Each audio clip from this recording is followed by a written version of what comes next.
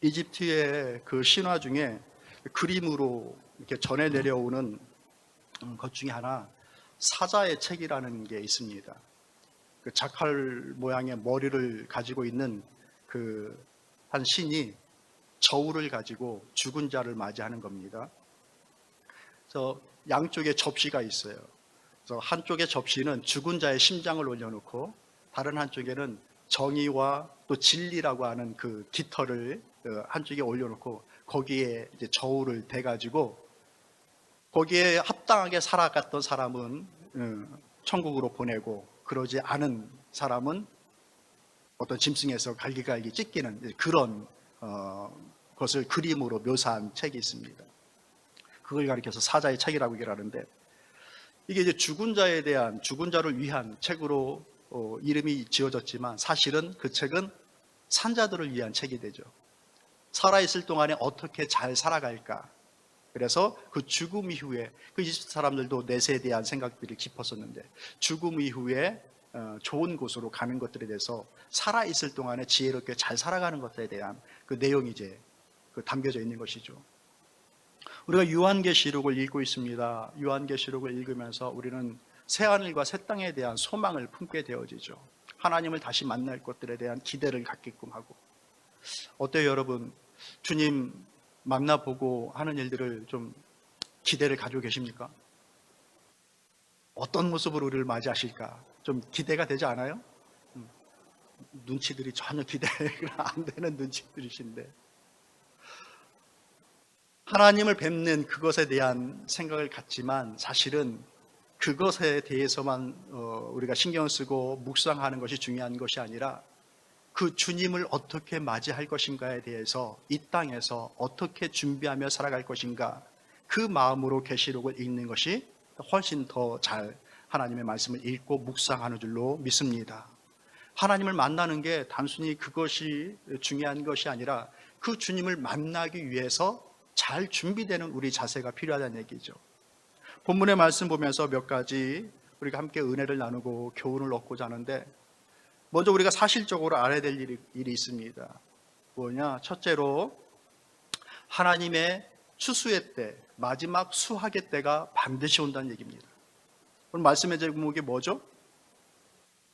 마지막 추수를 위한 대비라고 했습니다. 마지막 추수를 위한 준비, 이렇게도 이해되어지는데, 하나님의 그 수확의 때, 추수의 때가 반드시 온다. 믿으십니까?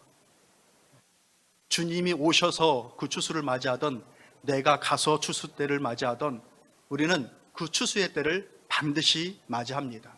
그 어떤 누구도 하나님 앞에서 이 추수를 피해갈 수가 없는 거예요.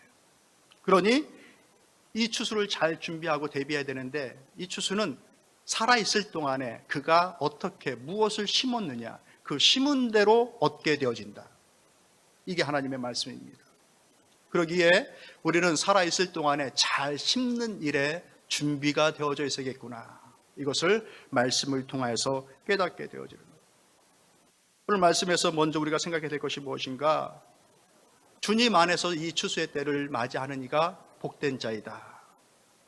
따라합시다. 주 안에서 죽는 자가 복되다. 13절 말씀 보면 이렇게 얘기합니다. 또 내가 들으니 하늘에서 음성이 나서 이르되 기록하라. 지금 이후로 주 안에서 죽는 자들은 복이 있도다. 어제 태어난 아이들이 있어요. 그리고 지금 이 순간에도 태어난 아이들이 있습니다.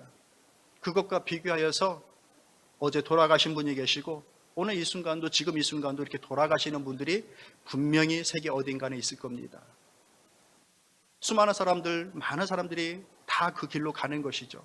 근데 그 죽음에 대하여서 주 안에서 죽는 자들이 복되다라고 말씀하고 있어요. 그러니 어떤 죽음은 주님 안에 있는 것이고 어떤 죽음은 주님과 상관없는 죽음이 되어진다는 얘기죠. 여러분, 인생이란 뭘까요? 뜬금없이 물어봐서 죄송스럽습니다. 인생이 뭘까요? 삶이란 뭘까요? 삶은 계란 500원입니까? 어떤 식당에 보니까 삶은 계란 500원. 삶은 계란 500원이. 내가 안 웃을 줄 알았어요. 어떤 철학자가 이런 질문을 합니다. 나는 무엇을 알 수 있을까? 또 나는 무엇을 행해야 할까? 또 나는 무엇을 희망해도 좋을까? 종합적으로 그렇다고 한다면 인생이란 뭘까? 삶이란 뭘까? 이런 질문을 하게 되어집니다. 여러분 그런 생각 해본 적 있어요? 내가 무엇을 알 수 있을까? 또 내가 무엇을 행하며 살아가야 될까? 그렇다면 나는 무엇을 희망하며 살아가야 될까? 이런 질문들 해보신 적 있어요? 바쁘셔서 그런 질문 뭐 할 새가 없어요? 그런데 조금만 우리가 그 인생을 되짚어 보면 이런 질문들을 하게 되어져요. 내가 뭘 할 수 있을까? 뭘 알 수 있을까? 뭘 희망하며 살아야 될까? 이 각자의 질문에 대하여서 내가 경험하여서 알 수 있는 것과 경험하지 못하고 그러면 알 수 없는 것들에 대한 그런 것의 그 형이상학적인 그런 내용으로 답을 얻게도 되어지고 도덕적으로 답을 얻게도 되어지고 또 종교적으로도 답을 얻게 되어집니다. 이게 임마누엘 칸트라고 하는 사람이 했던 질문인데 곰곰이 생각해 보면서 이 질문에 대해서 나는 대답을 할 수 있을까? 어떠셔요? 내가 무엇을 알 수 있을까? 무엇을 할 수 있을까? 무엇을 소망하며 살아가야 될까? 대답할 어떤 답이 좀 있으십니까? 없어요? 우리가 예수 그리스도를 만났다고 한다면, 주님을 믿는다고 한다면 이것에 대해서 답을 할 수 있어야 됩니다. 우리는 하나님이 알게끔 해주신 것을 알 수 있고 주님께서 덮어놓은 것은 알 수 없다. 그러니 알 수 없는 것들에 대해서 고민하고 방황하지 말고 우리 주님께서 보여주신 그 길을 믿음으로 가면 되어진다. 뭘 할 수 있을까? 주의 뜻과 주의 영광을 위해서 내게 주어진 내 부르심을 따라서 행할 수 있다. 뭘 희망해야 될까? 영원한 그 하나님과의 만남을 기억하면서 내가 소망해야 될 것들이 다만 이 땅에 있는 것이 아닌 하나님과 만남 위에 이루어질 것들을 소망하며 살아갈 수 있다. 저의 답은 이것입니다. 여러분의 답은 무엇인지. 우리가 답을 알아도 방법을 알아도 헤매는 경우들이 참 많아요. 그죠? 근데 답을 모르고 살아가면 방황의 끝을 몰라요. 왜냐하면 답을 모르면 돌아가야 될 곳을 모르면 방황할 때에 어디로 가야 될지를 모르기 때문에 지금 이 질문에 대해서 적어도 우리는 좀 답을 하면서 살아가야 될 줄로 믿습니다. 답을 찾으십시오. 성경에서 그렇다고 한다면 인생에 대해서 삶에 대해서 어떻게 얘기를 해주느냐? 삶에 대해서 삶은 인생은 풀과 같고 꽃과 같다라고 합니다.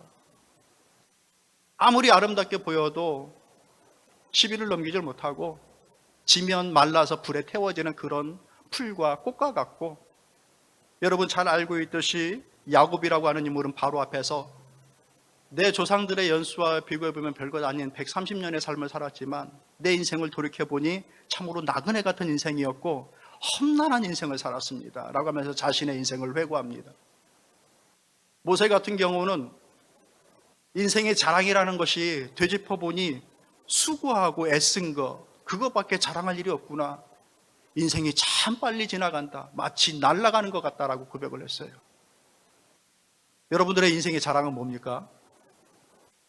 무용담을 얘기할 때 잘한 것 얘기하면 환영 못 받고 미움받아요. 서로 얘기할 때 내 인생에 어떤 일들이 있었으면 그 고생스러웠던 것들, 그 어려운 것들, 그것만 자랑스럽게 이제 무용담 삼아서 얘기하잖아요. 그 어려움을 내가 그렇게 헤쳐나왔어. 아유, 수고했어. 막 박수 쳐주면서. 자랑하면 욕먹으니까 자랑할 건 없고. 그러니까 그런 것들이 이제 우리 인생이 되어지죠.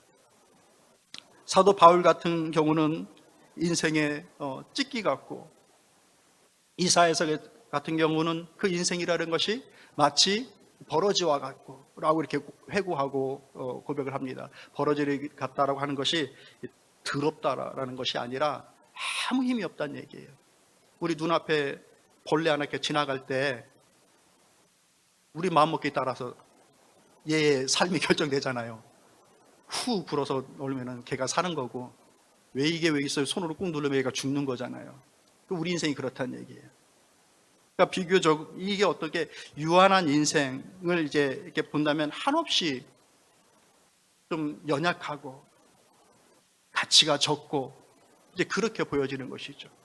그러나 아무리 그렇게 연약하고 가치가 없게끔 보여지는 인생이라 할지라도 우리 주님을 만나면 그의 인생이 세대를 초월해서 영향력을 발휘하고 이 작은 공간에서 살지만 온 우주를 바라보며 품으며 하나님을 찬양하며 살게 되어집니다. 이게 복음의 위대성이고 복음의 반전이에요. 하나님이 없는 인생은 풀과 같이 마르고 그들과 별반 다를 것 없이 그저 주어진 인생 살다가 소멸되어지고 없어지는 인생으로 지나지 않습니다.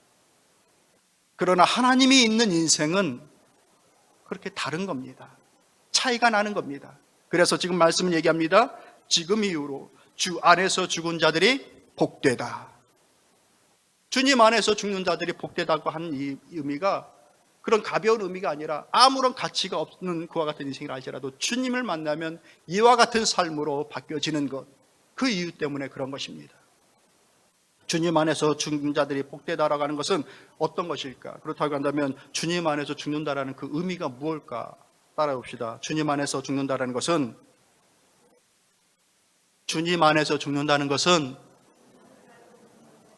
주님을 높이다가 죽는 것이다.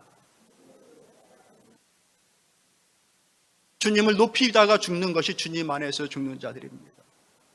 그것은 단순히 주님을 믿는 차원에서 머무르는 것이 아니라 그 주님과 동행하며 그 주님과 함께 살아가는 것을 말하는 겁니다. 신앙하고 믿고 믿음을 지키고 주님이 주신 말씀을 부여잡고 그 말씀과 함께 동행하며 살아가는 것, 그것이 주님과 함께 사는 것이고 주님과 함께 주님 안에서 죽는 자를 가리키는 거예요. 본문에 들어와 있지는 않지만 14장 1절부터 5절까지의 말씀 보면은 14만 4천 명에 대한 묘사가 나옵니다. 또 내가 보니 보라, 어린 양이 시온 산에 섰고 그와 함께 14만 4천이 서 있는데 그들의 이마에는 어린 양의 이름과 그 아버지의 이름을 쓴 것이 있더라라고 합니다. 전통적으로 첫 열매가 되어진 이스라엘 백성들을 가리키는 것인데, 이단 같은 경우 우리가 알고 있는 여호와 증인이나 어떤 이단들은 특별하게 여기에 선별되어진 구별되어진 사람들을 이제 묘사해서 이 안에 들어가려고 대단히 노력을 하는 경우들이 있습니다. 근데 이 말씀은 이것이 첫 열매가 되어졌다고 얘기하는 겁니다. 근데 그들의 삶의 특징에 대해서 얘기해 주는데 4절부터 보면 이렇습니다. 이 사람들은 여자와 더불어 더럽히지 아니하고 순결한 자라, 어린 양이 어디를 인도하시든지 따라가는 자며 사람 가운데서 속량함을 받아 처음 익은 열매로 하나님과 어린 양에게 속한 자들이니 그 입에 거짓말이 없고 흠이 없는 자들이더라. 순결함과 정결함을 가지고서 주님을 끝까지 쫓아 나아가고 주님께서 인도하여 주시는 그 일에 대하여서 순종함으로 나아가는 그와 같이 주님과 더불어 살아간 자들, 그들이 첫 열매가 되어졌다. 첫 열매가 됐다라고 하는 그 의미는 뭐예요? 뒤따르는 열매들이 있게 되어진다는 얘기죠. 그러니까 주님 안에서 산다라는 것은 바로 그와 같은 삶으로 살아가는 겁니다. 하나님의 말씀으로 순전함을 유지해 나가려고 그러고 그분이 인도하시는 대로 순종하여 따라 나가는 삶. 여러분들 어떠셔요? 주님과 함께 살아가십니까? 주님과 함께 살아갑시다. 주님의 말씀으로 함께 살아갑시다. 그것이 주 안에서 죽는 자의 삶이 되어지는 것이에요. 12절 말씀을 다시 보면은 성도들의 인내가 여기 있나니 그들은 하나님의 계명과 예수에 대한 믿음을 지키는 자니라. 하나님의 계명과 예수님에 대한 그 믿음, 주님을 믿는 그 믿음을 지키는 자들, 끝까지 주님의 말씀을 부여잡고 나아가는 자들, 인내하면서 말씀을 부여잡고 살아가는 자들. 그러니 주님 안에서 죽는다라는 것은 주님 안에서 살았던 자들을 가리키는 거예요. 주님 안에서 사십시오. 주님 안에서 사십시오. 예수님 안에서 사십시오. 예수님 안에서 사는 자들의 누리는 특권과 은혜가 뭡니까? 첫 번째는 죄사함의 은혜입니다. 죄로부터의 해방입니다.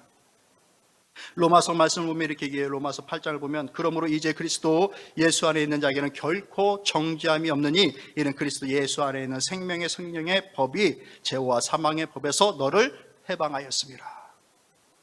주님 안에 있을 때 우리는 죄로부터 해방을 얻게 되어집니다. 이게 하나님의 방법이에요. 예수님 아니고서는 해결되어지지 않는 것들을 예수님 안에 있는 자들은 그 은혜를 누리며 살아가게 된다는 얘기입니다. 주님 안에 있는 자들에게 보는 거예요. 두 번째로는 주님 안에 있는 자들이 누리는 특징이 뭐냐? 쉼을 얻을 수 있다는 얘기예요. 수고하고 무거운 짐진 자들아 다 내게로 오라. 내가 너희를 쉬게 하리라. 여러분께 물어볼게요. 여러분에게는 수고와 짐이 없으십니까? 수고와 짐이 없는 인생이 어디 있겠어요? 저 어린 꼬마에게도 물어보십시오. 힘든 거 없냐고. 어린 지혜에게도 우리 교회에서 제일 어린 지혜에게도 물어보십시오. 힘든 거 없냐고. 짐이 없냐고.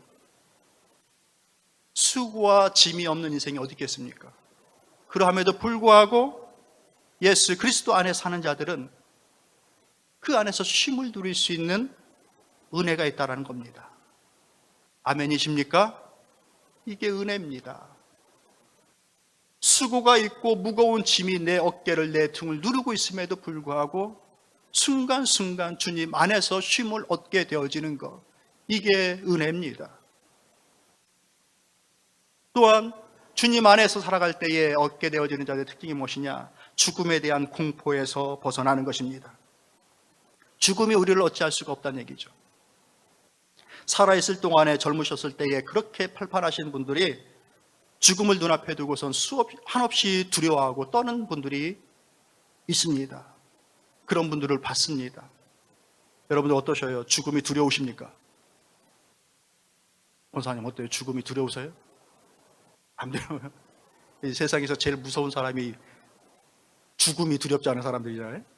막 그러기로 막 덤비면은 처치곤란이야. 이거 어떻게 할 수가 없어요. 죽음이 두렵지 않다. 아멘입니다. 죽음이라는 것이 아픔이 있기 때문에 힘들고 이별이 있기 때문에 서운한 것이지 죽음이 두렵지 않습니다. 성도는 죽음이 두렵지 않아요. 죽음 이후에 영원한 그 하나님과의 조우가 있기 때문에 죽음이 두렵지 않습니다. 사망이 우리를 어찌 무너뜨릴 수가 없습니다. 죽음이라고 하는 이것은 죄의 책에 대하여서는 공격하고 죄에 대해서는 무너뜨릴 수 있지만 성도의 영혼을 무너뜨릴 수가 없는 겁니다. 주님 안에 있는 자들, 그와 같은 자들에게 죽음의 두려움이 없다. 그러기에 우리는 주님 안에서 살아야 돼요. 주님 안에서 죽는다는 것은 주님 안에서 산다는 얘기예요. 이와 같은 자들에게 복이 있다. 이 은혜를 누리시기를 바랍니다. 또 한 가지의 진리는 교훈은 무엇이냐? 행한 일대로 출소를 하게 된다는 얘기예요. 여러분들 13절 말씀 읽어보셔요. 13절 말씀 시작.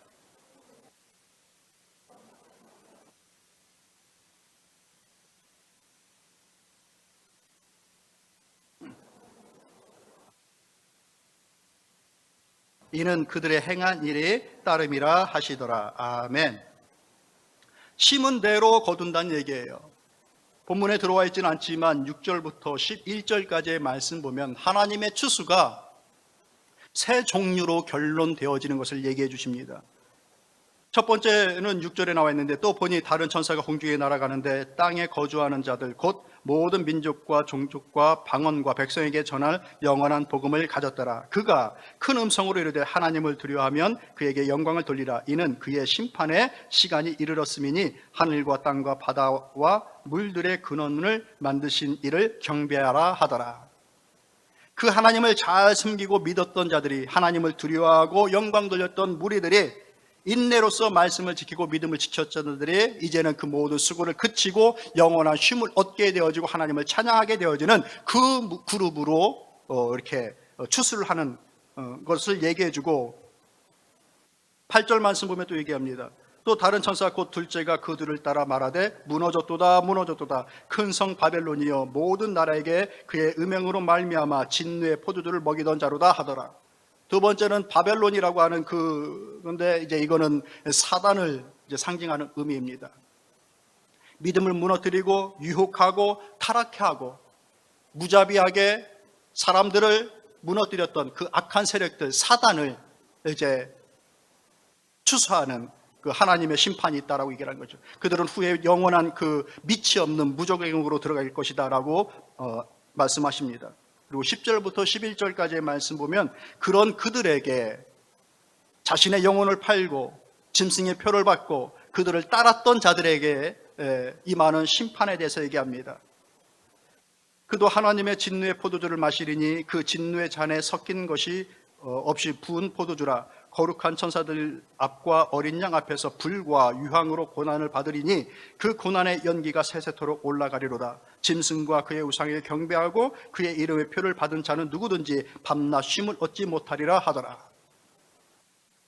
우리가 알고 있는 영원한 유황불이라고 얘기하는 그 지옥불에 대한 묘사를 얘기해 주고 있는데, 이처럼 하나님의 추수가 하나님을 잘 섬겼던 자들에 대한, 그리고 타락한 천사들에 대한 심판, 그리고 그들의 유혹 앞에 믿음이 무너지고 하나님을 믿지 않았던 자들에 대한 이 심판, 이렇게 세 가지 그룹으로 심판이 임하는 것을 얘기해 줍니다.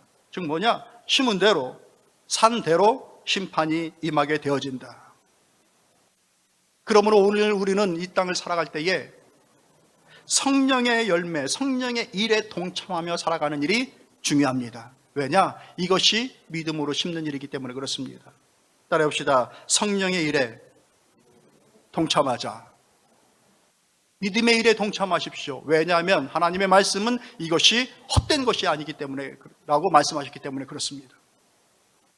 고린도서 15장 58절 말씀을 이렇게 얘기합니다. 내 사랑하는 형제들아, 현실하며 흔들리지 말고 항상 주의 일에 더욱 힘쓰는 자들이 되라. 이는 너희 수고가 주 안에서 헛되지 않은 줄을 알미라.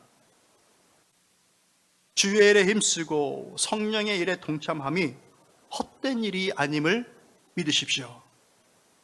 우리는 그렇게 살 수 있는 거예요. 성령의 일에 동참하거나 그 일에 동참하지 않고 살거나, 이 두 가지의 삶을 살게 되어집니다. 에베소서 5장 9절부터 11절까지 말씀 보면 이렇게 얘기합니다. 빛의 열매는 모든 착함과 의로움과 진실함에 있느니라. 주를 기쁘시게 할 것이 무엇인가 시험하여 보라. 너희는 열매 없는 어둠의 일에 참여하지 말고 도리어 책망하라. 참여할 수 있는 일이 성령의 일에도 참여할 수 있고 어둠의 일에도 참여할 수 있다는 얘기예요. 성도는 어둠의 일에 참여하지 말라. 그 위에 있는 말씀 보면 사단이 그와 같은 일들을 인하여서 너희를 꿰 것들에 대해서 틈을 주지 말고 버릴 것 버리면서 하나님의 빛의 그 삶을 쫓아 나아가라 라고 하는 것이 에베소서의 말씀입니다. 주님의 일에 동참하며 살아가는 겁니다. 여러분의 삶을 한번 돌이켜 보셔요. 나는 하나님의 일에 동참하는 자인가? 믿음의 일에 동참하는 자인가? 성령의 일에 동참하는 자인가? 스스로를 헤아려 보십시오. 재미있는 일, 좋은 일, 이런 일들에는 빠지면 화나고 서운해하고 시험 들면서, 믿음의 일, 성령의 일에 빠지는 것은 오 땡큐, 잘 피해 나갔네, 이런 믿음이 아니어야 된다는 얘기죠. 사도 요한은 요한계시록 1장을 시작하면서 1장 9절에서 자기 자신에 대해서 이렇게 얘기합니다. 나 요한은 너희 형제요 예수의 환난과 나라와 참음에 동참하는 자라. 하나님의 말씀과 예수를 증언하였으므로 말미암아 밤모라 하는 섬에 있었더니 라고 합니다. 밤모라고 하는 그 섬의 유배를 당한 이유에 대해서 얘기해 주고 있는 거예요. 내가 예수 그리스도의 환난과 그 나라와 그와 같은 일들을 힘쓰다가 고난을 받고 있는 중이다. 이 참는 일들, 인내하는 일들에 나는 동참한 자다라고 일합니다. 우리 스스로가 하나님의 일에 동참하고 있는지 아닌지를 살펴봐야 됩니다. 바울 또한 자기 자신이 내가 사도됨은 바로 이와 같은 일들에 너희와 함께 동참하여서 했던 것이 내가 사도됨의 증거다라고 합니다. 너희 가운데서 모든 참음과 표적과 기사와 능력을 행한 것, 너희들과 함께 했던 것, 그것이 바로 내 사도됨의 표이다 라고 했던 거예요. 하나님의 일에 동참하여 살아갈 때에 우리가 주의 자녀임을 나타내는 표가 되어집니다. 우리가 서운하고 힘들고 힘이 빠지는 것들은 이렇게 살다가도 사람들이 이것을 알아주지 않을 때 무가치하게 여길 때 힘이 빠지죠. 과연 내가 이렇게 믿음으로 계속해서 살아가도 될까? 근데 원래 세상은 이와 같은 일들에 대해서 우리에게 어떤 보상을 해줄 수 있는 것이 아니에요. 이 믿음의 일에 대해서 세상이 우리를 보상해 주는 것이 아닙니다. 이 믿음의 보상은 하나님으로부터 오는 거예요. 그가 생명의 면류관으로, 의의 면류관으로, 썩지 않을 면류관으로 세상이 줄 수 없는 것을 가지고서 우리에게 보상하여 주는 것입니다. 세상 사람들이 뭐라고 얘기하든 그것은 우리가 하나님 앞에 쓰고 안 쓰고의 결정에 될 이유가 없는 거예요. 오직 우리는 하나님의 부르심을 상을 향하여 달려나가면 되는 것입니다. 이것을 좀 서로 알아주면서 성도 간에 서로 위로를 얻으시길 바랍니다. 서로 좀 알아주세요. 좌우 앞뒤에 계신 분들 한번 보세요. 이렇게 인사하면 좋겠습니다. 잘하고 계십니다. 진심으로 좀 해서 우리 청년들도 잘하고 계십니다. 예, 이걸 좀 서로 알아주란 얘기예요. 주님 밖에 있는 사람들은 이걸 못 알아줍니다. 오히려 무시하지 않으면 다행이죠. 그러나 주님 안에 있는 사람들이라고 한다면 이걸 좀 서로 알아주란 얘기예요. 그렇게 서로 위로하시고 힘을 얻으십시오. 그러니 우리가 심은 대로 거두는 것이 진리라고 한다면 세상의 이치도 그렇잖아요. 심은 대로 거두는 거잖아요. 콩을 심으면 콩이 나는 것이고 밭을 심으면 밭이 나는 것이고 심은 대로 거두는 것이잖아요. 그럼 우리가 이 땅에서 어떻게 믿음의 일들을 잘 심어야 될까라고 하는 그 믿음의 지혜가 우리에게 필요한 줄로 압니다. 어떻게 잘 준비할까? 즉 무엇을 해야 될까? 이게 우리에게 남겨진 숙제인 것이죠. 샌프란시스코의 그 로즈 알데 힐이라고 하는 그 동네가 있다고 얘기합니다. 그 동네는 무엇로 유명하냐면은 꽃길로 유명합니다. 원래부터 그 동네가 꽃길이었던 동네가 아니었는데 어떤 한 사람에 의해서 그 길이 꽃길이 되어진 것이죠. 우체부가 하나 있었는데 매일 그 몇십 분씩 몇 시간씩 이제 그 우편물을 배달해야 되는 그 동네였는데 황량하고 먼지 일고 하는 그런 길을 왔다 갔다 하면서 편지를 전해주는 게 너무 힘들고 싫었던 거예요. 불평도 생기고. 근데 어느 날부터 자기 그 편지를 담는 그 가방에다가 꽃씨를 가지고 다니면서 편지를 전달해주는 그 왔다 갔다 하는 그 길 중에 계속해서 꽃씨앗을 뿌리면서 다녔다고 합니다. 그리고 났더니 시간이 좀 지나니까 그 자기가 왔다 갔다 했던 그곳이 어떻게 됐다고요? 꽃밭이 된 거예요. 참 우리에게 주는 교훈이 크다고 생각합니다. 여러분들 가끔 인사할 때 꽃길만 걸으세요. 자기가 좋아하는 사람에게 꽃길만 걸으세요. 비난은 내가 다 받을 테니까 당신은 꽃길을 걸으세요. 그런 배우자의 고백이 있으면 얼마나 좋을까요? 우리는 꽃길을 갖기를 원하죠. 근데 그 꽃밭을 내가 만드는 거예요. 내가. 씨앗을 내가 뿌리고 다니면 어느 순간 내 주변이 꽃밭이 되어지는 거예요. 미움을 계속해서 뿌리고 다니면 내 밭이 미움의 밭이 되어지고 저주를 계속해서 뿌리고 다니면 그 저주의 씨앗이 자라서 저주의 밭이 되어지는 것이죠. 그러니 첫 번째로 우리가 심어야 되는 것이 무엇인가? 믿음을 심으십시오. 복음을 심으십시오. 말씀을 심으십시오. 여러분의 삶에 하루하루의 삶에 말씀을 심으세요. 말씀은 하나님의 약속입니다. 우리가 화분에 콩을 심어놓고서 기다립니다. 이게 그 다음날 자랐을까 보면 그게 바로 그 다음날 그게 싹을 보여줍니까? 이게 자랐나 안 자랐나 밑에서 썩어버렸나 뒤집는 순간 그냥 끝나는 거죠. 기다리고 있으면 때가 되면 싹이 올라와요. 그 두꺼운 땅을 뚫고 그 연약한 싹이 올라옵니다. 하나님의 말씀은 약속이에요. 내 삶에 오늘 하나의 말씀을 심고 하나의 말씀을 심으면 그 딱딱한 땅 속에서 이게 꽃이 필까? 열매가 올라올까? 궁금해서 다시 보고 싶고 다시 보고 아예 안 오겠구나. 그런 마음은 조마심도 생기지만 생명의 이 말씀은 결국 뿌리를 내리고 꽃을 피고 열매를 맺는 겁니다. 우리의 몫입니다. 내 삶에 말씀을 심었는가, 복음을 심었는가, 저주와 원망을 심었는가, 내 몫입니다. 그러니 복음을 심으십시오. 두 번째로는 충성되이 심는 겁니다. 하나님은 만홀히 여김을 받으실 분이 아니에요. 우습게 여기거나 가볍게 여김을 받을 분이 아닙니다. 그분의 일 또한 그렇습니다. 대충 할 수 있는 일이 아닙니다. 주님은 우리를 그의 생명을 다하여서 구원하여 주셨는데 우리는 내 생명 다 드리지 못한다 하더라도 대충 할 수는 없는 겁니다. 사랑을 담고 진심을 담아서 심는 겁니다. 주님의 교회를 섬길 때에, 다른 사람들을 섬길 때에 사랑을 담아 진심을 담아 섬기는 겁니다. 대충 할 수 있는 일이 아닌 거예요.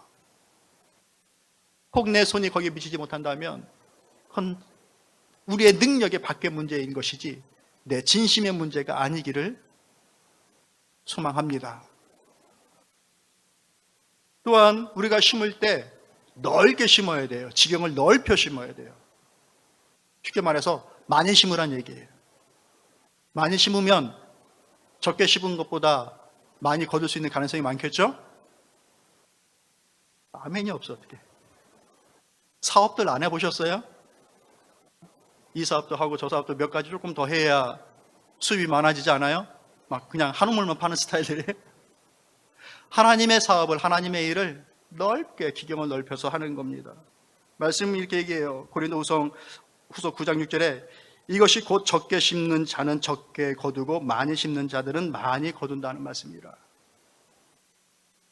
농부가 콩밭에 콩을 많이 심으면 가을에 많이 얻을 수 있는 거예요.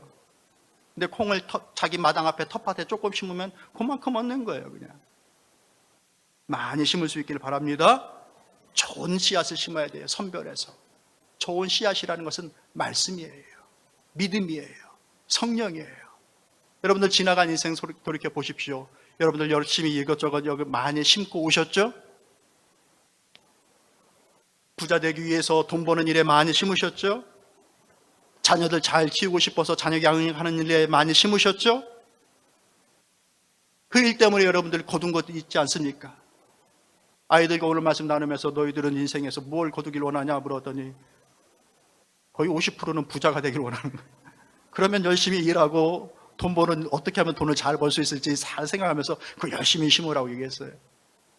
부자가 되고 싶으면 그 일에 맞는 씨앗을 심으면 됩니다. 성실하게 일하고 낭비하지 않고 나갈 구멍을 막고 규모 있게 살면 열심히 일하는데 어떻게 부자가 안 돼요? 자녀를 열심히 사랑하고 양육하면 그 자녀에게서 영광을 얻게 되어집니다. 그것 때문에 우리가 고생하고 참고 견디면서 자녀들 양육하는 거 아닙니까? 그 열매 바라보면서 예, 좋아요. 그렇다고 한다면 믿음의 씨앗은 좀 심고 있는가? 영적인 열매를 바라면서 그 영적인 그 씨앗을 좀 심고 살아가고 있는가 살펴보라는 얘기입니다. 심어야 얻을 거 아닙니까? 믿음의 일들을. 믿음의 일을 심는다. 따라합시다. 믿음의 일을 심자. 믿음의 일을 심으십시오. 그러면서 여러분의 마음을 늘 기경하며 살아갈 수 있기를 바랍니다. 밭을 길가밭으로 만들면 안 되고 돌짝밭과 가시덤불의 밭으로 만들지 마시고 걸러내야 될 것, 엎어야 될 것 자꾸 기경하시면서 좋은 밭을 만드세요. 그럴 때에 씨앗을 열매를 맺게 되어지는 거예요. 마지막으로 한 가지 더 얘기할 거가 있는 전도서 3장 1절 말씀을 이렇게 얘기합니다. 천하 범사가 기한이 있고 모든 목적이 이룰 때가 있나니 라고 얘기하고 있습니다. 늦지 않게 심어야 됩니다. 따라합시다. 늦지 않게 심자. 겨울이 오기 전에 심으란 얘기예요. 무슨 말씀이신지 아시죠? 세월 다 보내고 난 다음에 심고 싶어도 심을 타이밍이 없고 힘이 없어서 못 심을 수 있는 거예요. 내게 지금 심을 수 있는 기운이 있고 여력이 있고 필드가 있다고 한다면 이때를 놓치지 마십시오. 지금이 타임이에요. 말씀을 정리하도록 하겠습니다. 하나님은 계시록을 통하여서 계속해서 강조하십니다. 나는 알파와 오메가라. 처음이고 끝이라.